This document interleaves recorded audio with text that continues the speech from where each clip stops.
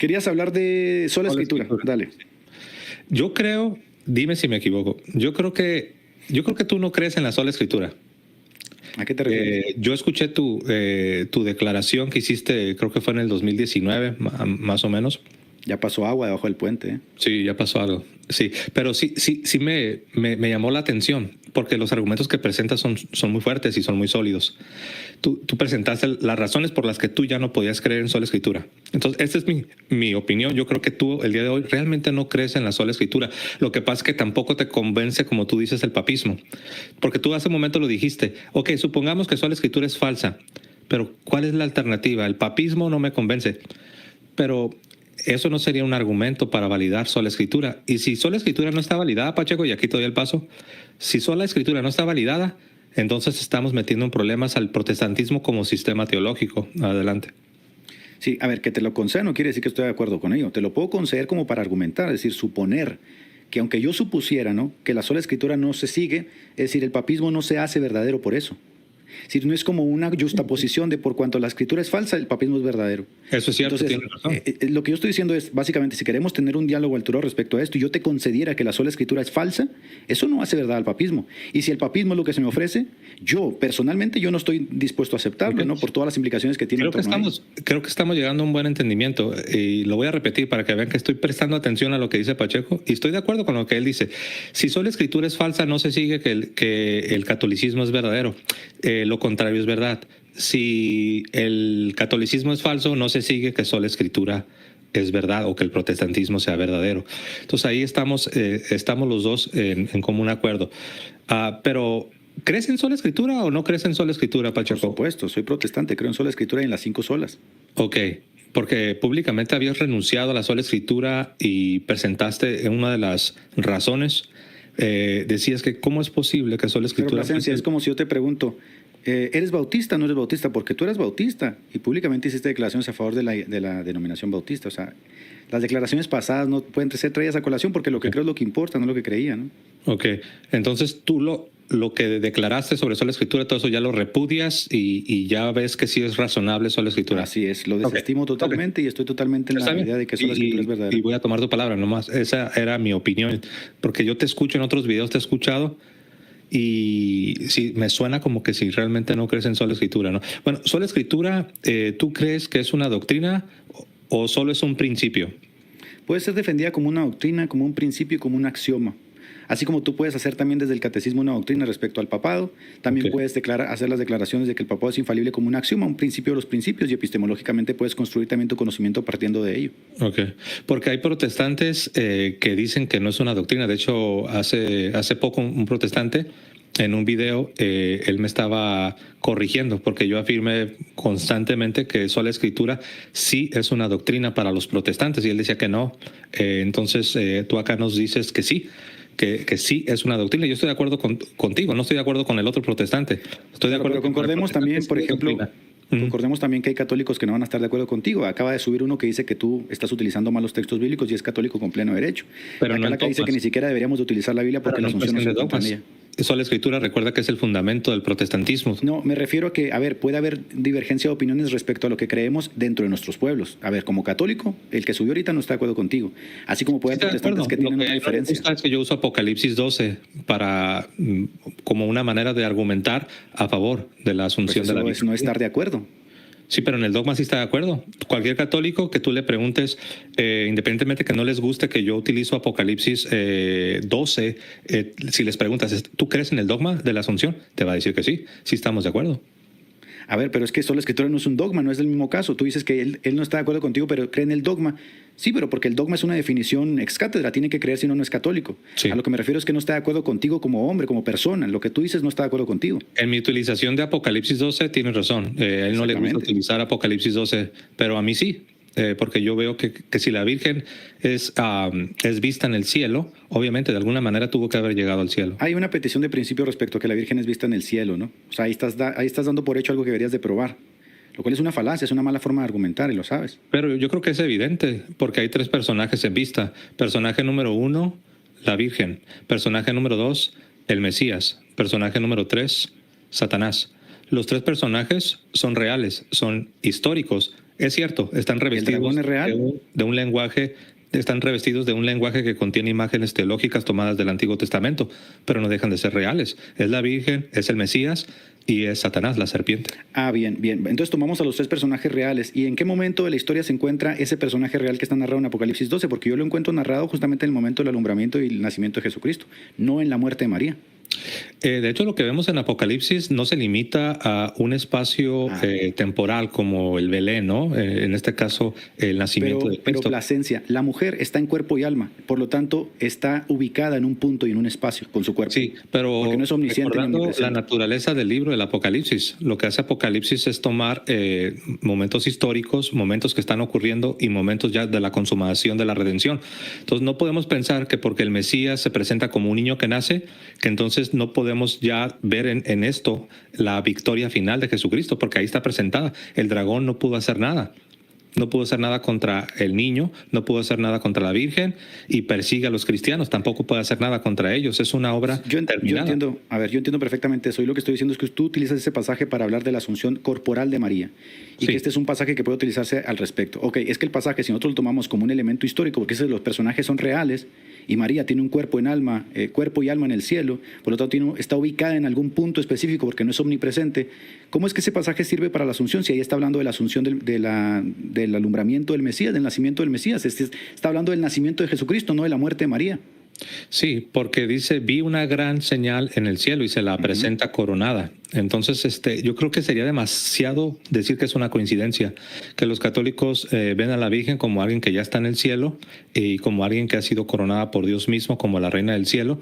Y luego tienes un capítulo donde se presenta la madre del Mesías, que casualmente está en el cielo y casualmente está coronada. Más allá de que es cierto, las imágenes teológicas representan las 12 tribus, y yo sé que no estoy citando lo obvio porque sé que tú lo sabes, pero Eso me parece interesante. O sea, eso que estás diciendo me parece interesante porque ahorita hablamos, por ejemplo, de que para poder interpretar estos pasajes, o sea, tú recurriste a los padres de la iglesia. ¿Sabías que la mayoría de los padres de la iglesia dicen que esa mujer es la iglesia y algunos dicen que es Jerusalén y que el asunto de que es María, ni siquiera los eruditos modernos lo aceptan como Raymond Brown, Martin June, Fitzmyer y otros? de hecho, no es lo uno o lo otro. Son iba a decir son las dos cosas, ¿no? Pero ahora son las tres cosas. Nosotros sabemos que el pueblo fiel está representado con una virgen, que en el Antiguo Testamento sería Israel, el remanente Exacto. fiel. En el Nuevo Testamento, la Nueva Alianza sería la iglesia fiel, que se mantiene fiel a su Señor. Y esta imagen, este tipo, esta sombra del pueblo fiel como una virgen es ejemplificado de manera clara y perfecta en la Virgen María. O sea, no necesito yo negarlo primero para poder afirmar lo segundo, o viceversa. No necesito negar la virginidad de la Virgen para poder afirmar que también en el Antiguo Testamento era Israel y en el Nuevo Testamento también es la iglesia fiel a Dios. Lo que pasa es que las implicaciones que se derivan, por ejemplo, de decir que es Israel, son muchas. Y las implicaciones que se derivan de decir que es la iglesia son muchas. Y entonces si metemos también ahí a María, son muchas, pero es que algunas son contradictorias, porque tú ni siquiera puedes hablar de que María está siendo asunta ahí. Está en un momento específico Sí, eso cuando es está cierto. dando a luz. Y Eso es aparte, cierto. esta visión de un texto de múltiples interpretaciones es novedoso, incluso dentro del catolicismo romano, y que parece ser muy conveniente porque no tienen justamente cómo sostener el asunto de la De asunción. hecho, no es novedoso, están los padres, pero también los protestantes lo reconocen. Hay un autor que es buenísimo. Barrington, te lo cito porque es llano. No sé si te suena GK como GK Beale. GK Bill. GK Bill es buenísimo para explicar cómo hay capas en cada, sobre todo en el Apocalipsis, me encanta, porque te lo va desglosando capa por capa, la capa histórica, la capa profética, el ya, pero aún no, de que se está cumpliendo, pero aún no se consuma. Todo eso está presente, sobre todo en el libro del Apocalipsis. Pero tienes razón. Tienes razón. No, Yo no puedo usar Apocalipsis 12 para decirle a las personas, miren, aquí se describe cómo la Virgen se murió y luego resucitó y luego se la llevó al cielo. No, eso no está ahí. Y nunca intenté probarlo con ese versículo. Gracias por reconocerlo. Por lo menos en eso estamos de acuerdo. No se sigue ahí. Y en cuanto a Bill y a Barrington, que son los dos protestantes que dicen que el texto puede tener capas y puede tener múltiples interpretaciones, Barrington, por ejemplo, dice que este texto jamás serviría para el papismo. sino como para una recuperación protestante de María. Entonces no pudiera citarlos a tu favor porque efectivamente no están en consonancia contigo. Sí, no, hay muchos teólogos, incluso protestantes, que tampoco los pudieras citar tú, porque tampoco estarían favoreciendo algunas posturas que tú sostienes como metodista. Pero no voy a usar eso, porque más bien quiero interactuar con la posición que tú sostienes y que los teólogos que tienen tu posición van a admitir, porque siempre habrá teólogos que van a estar en contra de tu posición metodista. Claro, porque soy metodista y en el protestantismo hay diversidad de opiniones, pero en el catolicismo, que se supone que hay una opinión un poco más monolítica, citar a teólogos protestantes que están en contra de ti, pues sería muy poco. Pero eso es lo hermoso del objetivo, catolicismo, ¿no? que por un lado se tiene el dogma, pero por el otro lado hay una libertad donde la iglesia no dogmatiza. Hay muchas cosas que la iglesia jamás va a dogmatizar. Eso me parece muy interesante, Plasencia. A ver, entonces tú y otro católico pueden tener divergencia de opiniones. En aquellas cosas que la iglesia no se ha pronunciado, sí, y que no sean contrarias a la fe, claro. Pero ¿por qué podrían tener ustedes divergencia de opiniones en aquellas cosas que la iglesia no ha matizado? ¿Por qué? Hay cosas que nos rebasan, hay cosas que por ejemplo, yo hace un momento decía, hay cosas que la iglesia jamás va a dogmatizar, porque simple y sencillamente no se nos ha revelado. De hecho, recientemente estábamos hablando de un tema, se me olvidó, perdón, donde alguien decía, ¿crees que alguna vez la iglesia se va a definir? Y decía, no creo. Simple y sencillamente no nos fue revelado y la iglesia no se va a pronunciar sobre ese tema. ¿Tú crees que tener divergencia de opiniones no es malo per se? Mientras no contradiga la enseñanza de la iglesia y no vaya contrario a la fe, independientemente de que sea o no sea dogma, no hay problema realmente. Entonces, ¿puede haber divergencia de opiniones dentro del protestantismo sin que esto sea malo per se? Yo le aplicaría la misma regla que yo le aplico a la iglesia católica. Por ejemplo, si viene un metodista y te comienza a predicar en contra del nacimiento virginal de Cristo, ahí yo sí veo un problema. Pero si viene un metodista y te comienza a decir que Juan Bautista no era primo de Jesús, sino que más bien era un sobrino segundo, bueno, ahí yo creo que está bien, déjalo que opine que Juan Bautista era y claro, y yo estoy de acuerdo con eso, porque efectivamente nosotros hacemos la distinción de las doctrinas que son fundamentales, que están asociadas a la regla de fe y que son parte de lo que llamamos la ortodoxia, y las doctrinas secundarias, pero es que yo he visto que hacen mucho hablar de los católicos, de que estas doctrinas secundarias que nos dividen son a causa de sola escritura, retomando el tema de sola escritura. A ver, pero déjame, me parece interesante porque ustedes tienen la misma situación, ustedes tienen muchas divergencias en opiniones, siempre y cuando toquen las doctrinas fundamentales que la iglesia define.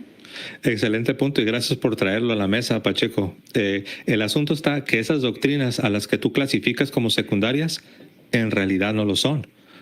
Por ejemplo, el bautismo.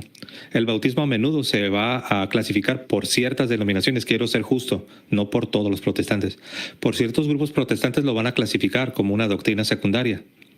Pero ese es el problema, que yo preguntaría, y realmente respetuosamente pregunto, ¿desde cuándo el bautismo es una doctrina secundaria?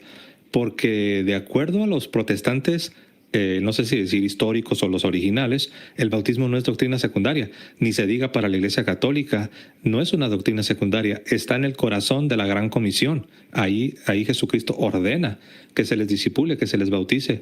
Entonces no es doctrina secundaria. A ver, déjame decir algo, no hay ni un solo protestante que niegue el bautismo, que yo sepa. Todos los protestantes practicamos el bautismo y estamos totalmente asociados a él. Segunda cosa, la administración del bautismo y lo que creemos respecto al bautismo sí difiere, pero es que eso también sucede en tu iglesia y lo habíamos discutido la vez pasada. Que a ver, cuando nosotros leemos el testimonio apostólico, nosotros no vemos que la forma de bautizar sea mojar la cabeza a los niños. Eso se fue desarrollando, que es una tradición antigua, siglo III, siglo IV. Las tradiciones más antiguas era sumergir a las personas, como lo vemos en la Biblia, y la Iglesia Católica no lo sigue. Entonces hubo una distinción que se hizo, que se consideró mucho mejor, que nosotros también hacemos. Entonces no se puede decir que los protestantes hacen esto y ustedes no lo hacen. Ustedes también lo hacen, Plasencia. Sí, pero no en las creencias que están formalmente definidas. Por ejemplo, tú dices, ni un protestante que yo conozco niega el bautismo. Es como decir que ningún cristiano niega la Trinidad. Uno puede decir, a ver, tranquilo, es cierto que todos los cristianos creen en Dios, eso es cierto, pero no todos creen en la Santísima Trinidad. Entonces, cuando tú dices que ningún protestante rechaza el bautismo, es semejante. ¿Qué entiendes por bautismo? Ya cuando uno comienza a desglosar y comienza a sistematizar, te das cuenta que, caray, hay protestantes que verdaderamente me parece muy conveniente. No están en línea con el bautismo. No, me parece muy conveniente porque ustedes tienen dogmatizado algo que se llama el purgatorio, forma parte de los 44 dogmas. Es necesario creerlo para formar parte de la Iglesia Católica. Sin embargo, si yo te pregunto cuál es la naturaleza del purgatorio, tú no vas a poder decirme una definición que esté en concordancia con todos los papas, porque ellos difieren. Pero no es necesario. Entonces, ahí sí se puede hacer en un dogma que es esencial para formar parte de la Iglesia, pero nosotros en doctrinas secundarias no lo podemos hacer. ¿Te das cuenta el doble rasero? No, realmente no, porque no es necesario saber la naturaleza del purgatorio para creer en el purgatorio. Hay muchas cosas, por ejemplo, yo creo en la Trinidad, pero si tú me cuestionas ya a profundidad sobre la Trinidad, te voy a decir, es un misterio. Entonces, hay cosas que permanecen en misterio. Como tú sabes, misterio divino no es algo que se desconoce del todo, sino es algo que solamente conocemos en parte. Entonces, es cierto. Tú dijiste, si yo te preguntara sobre la naturaleza del purgatorio, no me vas a poder responder. Y tienes razón. Porque hay cosas que ignoramos. Es un misterio, no conocemos. Entonces, lo único que estás haciendo es tratar de aplicar tus criterios al mundo protestante, y el mundo protestante no se rige por tus criterios. Pero es que si vamos más allá, es que si le aplicamos esos criterios al mundo protestante, estaríamos en igualdad de condiciones. Porque efectivamente tú dices, no es importante saber la naturaleza, pero ¿cómo no va a ser importante saber la naturaleza del purgatorio si efectivamente vamos a pasar, supuestamente los católicos, gran parte de nuestra final redención? No, sabemos algunas cosas del purgatorio, pero no sabemos todos los detalles, como del cielo. ¿Tú crees en el cielo? Yo sé que sí. Pero es que ustedes tienen cosas que se contradicen, Plasencia, respecto al purgatorio. A ver, yo te preguntaría, ¿no? Para hacer un ejercicio breve. Pero déjame nomás te hago esta pregunta y hacemos el ejercicio. ¿Ya viste para dónde voy? ¿El purgatorio es fuego del infierno o es un abrazo, como dice Ranner, o es una metáfora, como dice Juan Pablo II? ¿Qué es el purgatorio? Es un fuego purificador y es del real. infierno, como decía Tomás de Aquino. No, preguntaste el purgatorio. Sí, porque Tomás de Aquino decía que era el fuego del infierno. Igual que Gregorio Magno. Obviamente hay un elemento de juicio, no voy a decirte que es idéntico, pero sí es juicio, claro. Ya ves cómo es muy importante saberlo y cómo cuando hacemos la pregunta tiene implicaciones muy específicas y decir, se puede quedar así, no pasa nada. También sobre las cosas que aún tú aceptas. Pero no te salgas porque tú trajiste a colación. No me quieres dejar preguntar porque eres muy listo. Sabes que ahí te agarré, sabes para dónde voy, Pacheco. A ver, ¿crees en el cielo? Sí, por supuesto. Ok. ¿Conoces exactamente la naturaleza del cielo? No. Ok. Entonces, eso no solamente es para que la gente vea, o eso es cierto. No porque desconozcas detalles, ya significa que es falso. Entonces, yo también desconozco de detalles del cielo, no comprendo toda la naturaleza del cielo, pero sí creo en él y sé que es una verdad, porque es un misterio divino. Pero es que yo entiendo, por supuesto, que estás en todo tu derecho de tener este tipo de creencias. Yo lo que estoy tratando de traer a colación es de que ustedes quieren poner una carga sobre los protestantes, de que no estamos divididos por la sola escritura porque hay diversidad de opiniones, pero tú tienes esa diversidad de opiniones en tu iglesia y ustedes tienen un papel infalible. No en dogma, que quede claro, no en dogmas. Pero esa diversidad de opiniones es del dogma del purgatorio. En las cosas opinables está bien, se vale. En las cosas opinables... Es que esas cosas opinables también las tenemos nosotros, Plasencia. Pero lo que pasa es que tú quieres poner tus criterios a nosotros. Edgar, pero el bautismo no es opinable, ¿o sí? Nadie niega el bautismo en el mundo protestante. No, pero es una pregunta para ti, para Edgar. ¿El bautismo es algo opinable? Hay ciertas cosas del bautismo que son opinables. Por ejemplo, en la Didache nosotros encontramos ciertos criterios para dispensar el bautismo. ¿Es opinable eso? No, pero no me refiero... Claro que sí es opinable. No, es que la iglesia admite, la iglesia admite que se administre ya sea por aspersión, por inmersión o por efusión. Porque esto es opinable, porque se hace según ciertos criterios según el momento. No tanto opinable, sino que hay diferentes maneras de administrar el agua, y eso, como tú bien lo dices, desde el primer siglo. Pero lo que yo te quiero preguntar no es tanto sobre cómo vas a administrar el agua al momento de aplicar el bautismo, pero mi pregunta para ti sería la siguiente. ¿Es opinable el hecho de que el bautismo te hace nacer de nuevo? Porque ahí ya entraríamos en un problema. Si tú me dices, no, sí es opinable, entonces tenemos un problema, y no tanto con el protestantismo o el catolicismo, sino con el cristianismo en general. Porque tenemos problemas en el cristianismo, Plasencia, que no se van a resolver jamás. De hecho, no sería el bautismo. Pero mira lo que dijiste ahorita. Dijiste, hay cosas que forman parte del misterio. Bueno, derivado que forman parte del misterio, muchos especulan sobre ello. A ver, por supuesto que es un problema decir que el purgatorio es el fuego del infierno, como decía Tomás de Aquino, Gregorio Magno, que era uno de tus papas. Y por supuesto que lo contrario, como diría Juan Pablo II, o Benedicto, o Francisco, o Ranner, que es uno de tus teólogos, que es lo contrario, que son besos y abrazos. Oye, hay una contradicción flagrante. O es el fuego del infierno, como decía Catalina de Siena, que hay demonios que te atormentan, o besos y abrazos. Entonces, hay un problema ahí. Pero es que hay una cosa aquí rara, porque ese problema lo tienes tú teniendo un papa infalible. Yo no tengo un papa infalible. Sí, yo sé, pero tener opiniones, tener opiniones mientras no afecten al dogma, no hay ningún problema. O sea, eso es Pero normal. ¿cómo no van a afectar? Pues si hay una contradicción flagrante en cuanto a su naturaleza, afecta por yo no supuesto. veo que haya una A ver, si yo creo que es el fuego del infierno, estoy confundiendo justamente los estados. O me voy al infierno, me voy al purgatorio, me voy al cielo. Pues no puedo estar en el infierno y en el purgatorio al mismo tiempo. Pero ahí yo veo que estás mal. Acuérdate que ya te pasó una vez que por ahí malinterpretaste la Suma Teológica de Santo Tomás de Aquino. Entonces, ahorita te estoy escuchando y parece que otra vez estás malinterpretando a Santo Tomás de Aquino. Santo Podemos Tomás de checarlo si Aquino, gustas, ¿eh? ¿Perdón? Podemos checarlo. Pues sí, pero sí recuerdas que te tocó confundir una de las objeciones. Sí, pero no estoy confundido en este caso. O sea, hiciste un video es como- largo para refutarnos y te equivocaste, ¿no? Sí te acuerdas, ¿no? sin duda, como te equivocaste tú ahorita con Wesley, a todos nos pasa. No, pero recuerda que lo de Wesley está pendiente. Yo aquí también lo tengo. bien. Está pendiente. Lo tenemos Bueno, pendiente. esa vaina a mí no se me va a Pero olvidar, ¿eh? sí nos equivocamos, tienes razón, todos nos equivocamos.